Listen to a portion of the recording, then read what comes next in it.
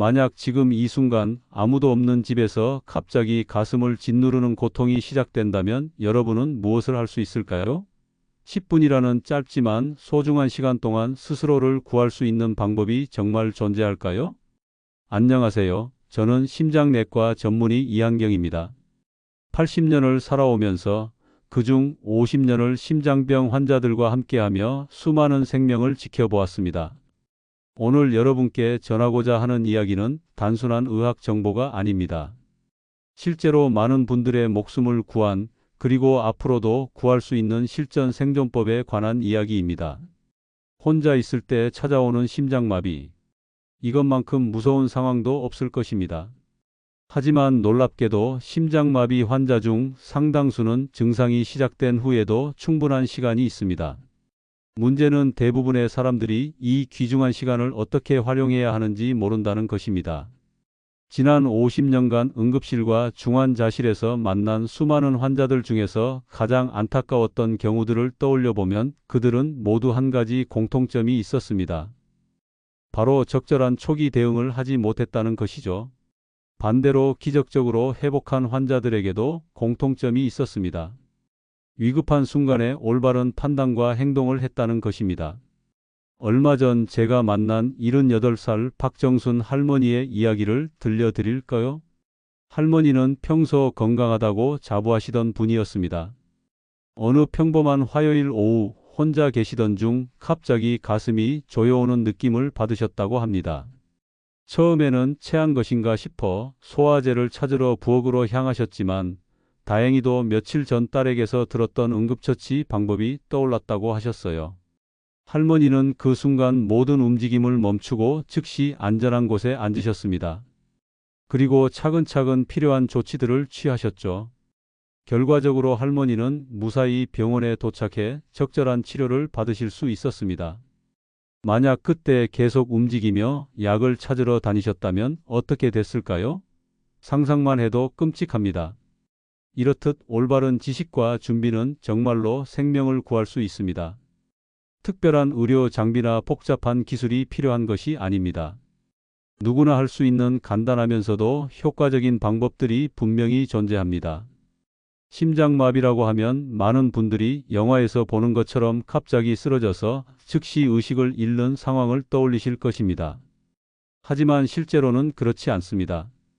대부분의 심장마비는 전조 증상과 함께 서서히 진행됩니다. 가슴의 불편감이나 압박감으로 시작해서 점차 심해지는 경우가 많죠. 더욱 놀라운 사실은 이런 증상이 시작된 후에도 상당한 시간적 여유가 있다는 것입니다. 물론 개인차는 있지만 많은 경우 10분에서 20분 정도의 시간이 있습니다. 이 시간을 어떻게 활용하느냐에 따라 결과가 완전히 달라질 수 있습니다. 문제는 이런 중요한 정보들이 일반인들에게 제대로 전달되지 않고 있다는 것입니다. 대부분의 사람들은 심장마비가 오면 119에 신고하는 것 외에는 아무것도 할 수 없다고 생각합니다. 하지만 구급차가 도착하기까지의 시간 동안 할 수 있는 일들이 정말 많습니다. 저는 지난 수십 년간의 임상 경험을 통해 혼자 있을 때 심장마비가 와도 생존할 수 있는 구체적이고 실용적인 방법들을 정리했습니다. 이 방법들은 복잡한 의학 이론이 아닌 실제 응급 상황에서 검증된 실전 노하우들입니다. 오늘 여러분께 전해드릴 내용들은 단순히 듣고 넘기실 이야기가 아닙니다. 언젠가 여러분 자신이나 주변의 소중한 분들에게 실제로 필요한 순간이 올 수도 있기 때문입니다. 그 순간을 위해 미리 준비하고 익혀두는 것이야말로 진정한 보험이라고 할 수 있겠죠. 특히 혼자 사시는 어르신들이나 심장질환의 위험 요인을 가지고 계신 분들께는 더욱 중요한 정보가 될 것입니다. 가족이 함께 있다면 도움을 받을 수 있지만 혼자 계실 때는 오직 본인의 판단과 행동에만 의존해야 하기 때문입니다. 지금부터 들려드릴 이야기들을 통해 여러분은 응급 상황에서 당황하지 않고 체계적으로 대처할 수 있는 능력을 갖추게 될 것입니다. 또한 평소에 어떤 준비를 해두어야 하는지, 어떤 신호들을 놓치지 말아야 하는지도 자세히 알아보겠습니다. 무엇보다 중요한 것은 이런 지식들이 단순한 정보에 그치지 않고 실제로 활용할 수 있는 살아있는 지혜가 되어야 한다는 것입니다. 그래서 오늘은 이론적인 설명보다는 실제 사례들과 구체적인 행동 지침들을 중심으로 말씀드리겠습니다. 여러분이 이 시간을 통해 얻어가실 것은 단순한 의학 지식이 아닙니다. 생명을 구할 수 있는 실전 능력이며 위기 상황에서도 침착함을 유지할 수 있는 자신감입니다. 그리고 무엇보다 소중한 것은 여러분 자신과 사랑하는 사람들을 지킬 수 있는 든든한 방패가 될 것이라는 점입니다.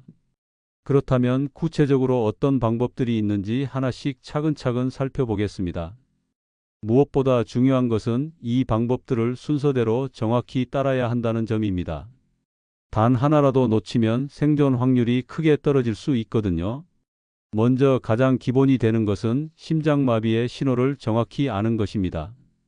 많은 분들이 심장마비는 갑작스럽고 극심한 가슴 통증으로만 나타난다고 생각하시는데 실제로는 그렇지 않습니다. 가슴 한가운데에서 느껴지는 짓누르는 듯한 불편감이 가장 흔한 증상이지만 사람마다 다르게 나타날 수 있습니다. 어떤 분들은 마치 무거운 돌덩이가 가슴 위에 올려진 것 같다고 표현하시기도 하고 또 어떤 분들은 뜨거운 쇠막대기로 가슴을 지지는 것 같다고 하시기도 합니다. 이런 통증이나 불편감은 보통 15분 이상 계속되며 왼팔이나 목, 턱 부위로 번져나가기도 합니다. 특히 여성분들과 당뇨병을 앓고 계신 분들은 조금 다른 증상을 보이는 경우가 많습니다. 극심한 가슴 통증 대신 갑작스러운 식은땀이나 메스꺼움, 구토, 심한 어지러움, 설명할 수 없는 피로감 같은 증상들이 나타날 수 있습니다. 때로는 소화불량이나 속쓰림 같은 위장 증상으로 오해하기 쉬운 경우도 있죠. 제가 진료했던 70대 초반의 김영희 씨 경우를 말씀드려 보겠습니다. 김 씨는 어느 일요일 오후 혼자 집에서 설거지를 하던 중 갑자기 속이 메스꺼워지면서 식은땀이 나기 시작했다고 하셨어요. 처음에는 점심을 잘못 드신 줄 알고 소화제를 찾으셨는데 다행히 평소 심장 건강에 관심이 많으셨던 터라 혹시나 하는 마음에 응급처치를 시작하셨다고 합니다. 이처럼 심장마비의 증상을 느끼면 가장 먼저 해야 할 일은 모든 활동을 즉시 중단하는 것입니다. 설거지를 하고 계셨다면 설거지를, 계단을 오르고 계셨다면 계단 오르기를, 청소를 하고 계셨다면 청소를 당장 멈춰야 합니다. 이미 문제가 생긴 심장에 더 이상 부담을 주어서는 안 되거든요. 안전한 곳으로 이동해서 앉거나 누우시는 것이 중요합니다. 이때 딱딱한 바닥보다는 소파나 침대 같은 부드러운 곳이 좋습니다. 만약 의식을 잃고 쓰러지더라도 다칠 위험이 적기 때문이죠. 높은 곳이나 계단 근처는 절대 피하시고 가능한 한 평평한 곳을 선택하세요. 다음으로 중요한 것은 평소 복용하시던 심장 관련 약물이 있다면 즉시 드시는 것입니다. 특히 협심증으로 니트로글리세린을 처방받아 드시는 분들은 이 약을 혀 밑에 놓고 녹여 드시면 됩니다. 이 약은 혈관을 넓혀서 심장으로 가는 혈류를 개선해주는 역할을 합니다. 혀 밑에 넣으면 1분에서 2분 사이에 흡수되어 효과를 나타냅니다. 5분 간격으로 최대 3번까지 복용할 수 있지만 절대 한꺼번에 여러 개를 드시면 안 됩니다. 혈압이 급격히 떨어져서 오히려 위험할 수 있거든요. 아스피린을 평소에 드시는 분들도 마찬가지입니다. 아스피린은 혈전이 생기는 것을 막아주는 역할을 하는데 이때는 삼키지 말고 씹어서 드시는 것이 더 효과적입니다. 씹어서 드시면 더 빨리 흡수되어 막힌 혈관을 뚫는 데 도움이 됩니다. 하지만 평소에 심장약을 드시지 않는 분들은 함부로 약을 드시면 안 됩니다. 특히 다른 사람의 약을 빌려 드시는 것은 절대 금물입니다. 약마다 금기사항이 다르고 개인의 건강 상태에 따라 예상치 못한 부작용이 생길 수 있기 때문입니다. 약을 드셨다고 해서 안심하시면 안 됩니다. 이것은 단지 시간을 벌어주는 응급조치일 뿐이거든요. 다음 단계로 즉시 119에 신고하셔야 합니다. 전화가 연결되면 간단명료하게 상황을 전달하는 것이 중요합니다. 혼자 있는데 심장마비가 의심됩니다. 가슴에 통증이 있고 호흡이 어렵습니다. 주소는 어디입니다.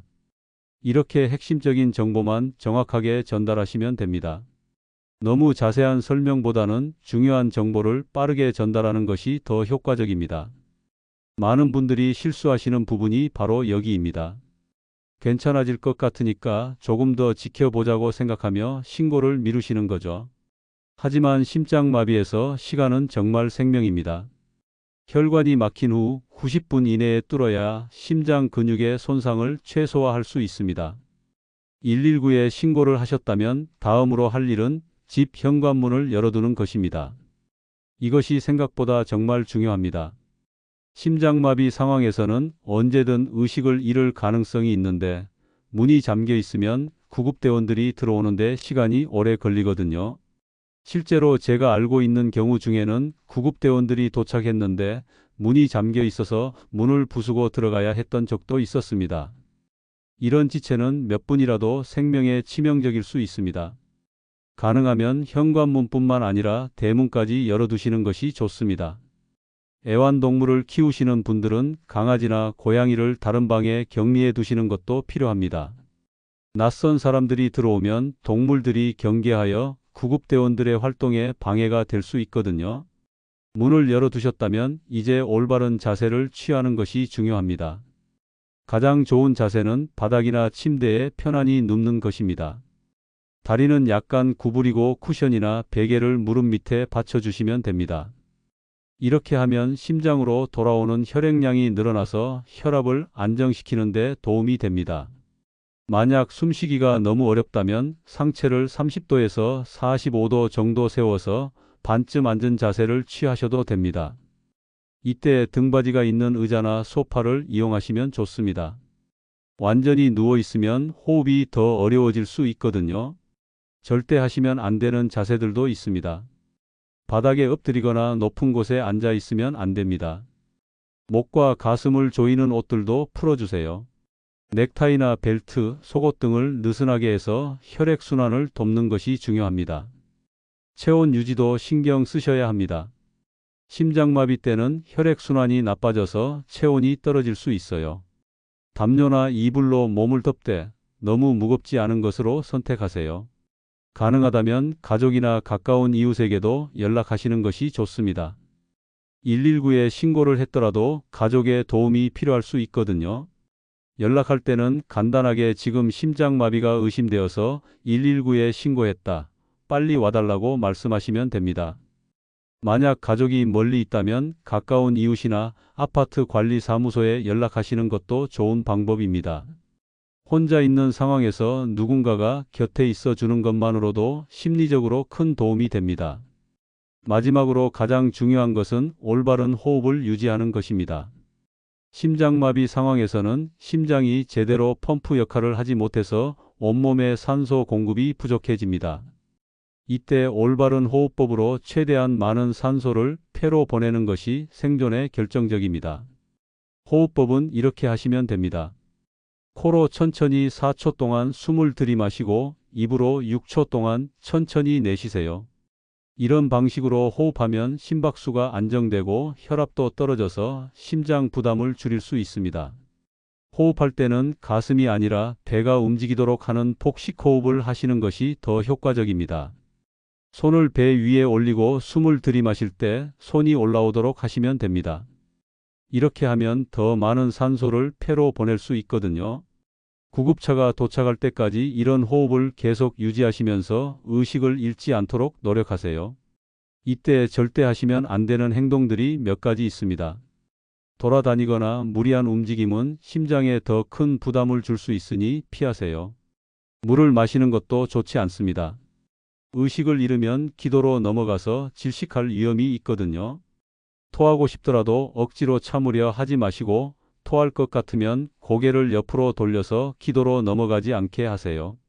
기침을 강하게 하면 도움이 된다는 이야기를 들어보신 분들도 계실 텐데 이것은 의학적 근거가 없습니다.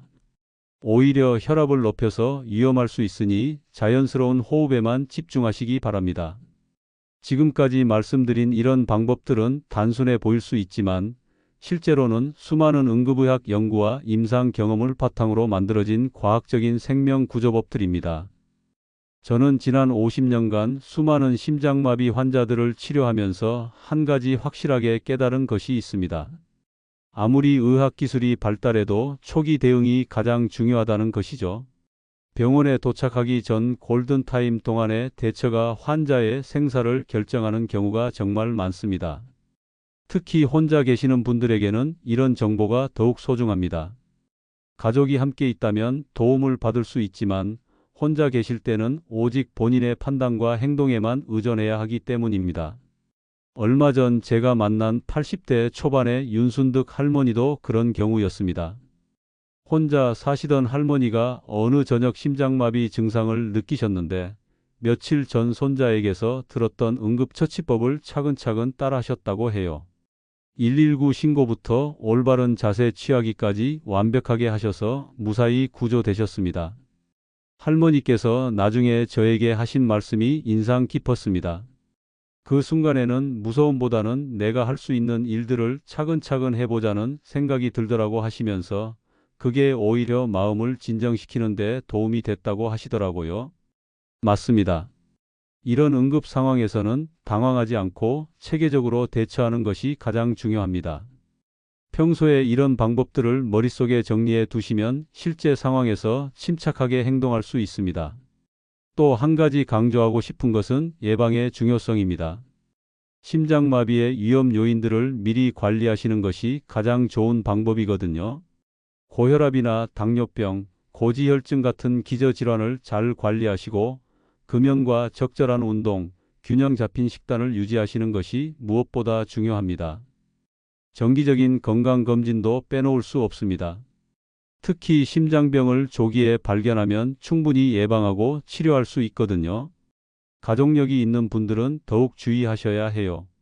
부모님이나 형제 자매 중에 심장병을 앓으신 분이 있다면 40세부터는 정기적인 심장 검사를 받아보시는 것이 좋습니다. 평소에 준비해 두실 수 있는 것들도 있습니다. 휴대폰에 의료 정보 설정을 해두시는 것이 그중 하나입니다. 본인의 혈액형이나 알레르기 정보, 복용 중인 약물, 기존 질병, 응급 연락처 등을 입력해 두시면 됩니다. 이 정보는 폰이 잠겨 있어도 응급 상황에서 구급대원들이 확인할 수 있게 설정할 수 있거든요. 냉장고나 현관 앞에 응급 연락처를 적어둔 종이를 붙여 두시는 것도 좋은 방법입니다. 의식을 잃은 상황에서 구급대원들이 쉽게 찾을 수 있거든요.